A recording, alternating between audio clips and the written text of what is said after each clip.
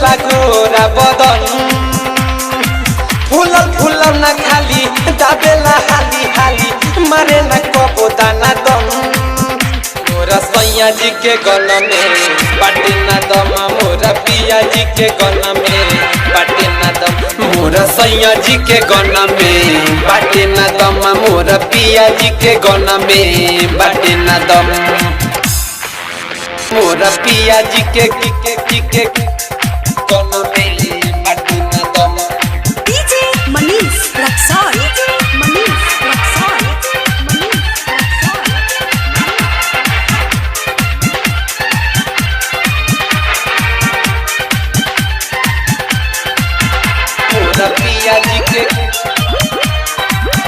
मोरा पिया जी के गन में मोरा देहिया सिहरे सन सन मोरा धड़के लागे धड़कन रतिया में पलंग नहीं हिले ससुरा में लागे नानी मन रतिया में पलंग नहीं हिले ससुरा में लागे नानी मन सोलखी मोर जवानी कबो ना झारे पानी कहीं का सखी हमहू रात दिन तड़पतानी मरद कमजोर मिलल बड़ा कमजोर मिलल बात बुझे ना तनिको आँख से लोर गिरल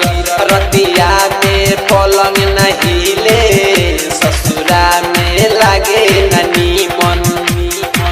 देहसु गरावे खाली चुसेला उठा लाली छुएला गोरा बदन फूलल ना खाली दाबेला हाली हाली मारे ना कबो दाना दन मोरा सैया जी के गन में बाटे ना दम मोरा पिया के गन में बाटे ना दम मोरा सैया जी के गन में बाटे ना दम मोरा पिया जी के गन में बाटे ना दम मोरा पिया जी के गन में बाटे ना दम मोरा पिया जी के डीजे मनीष रक्सौल मनीष रक्सौल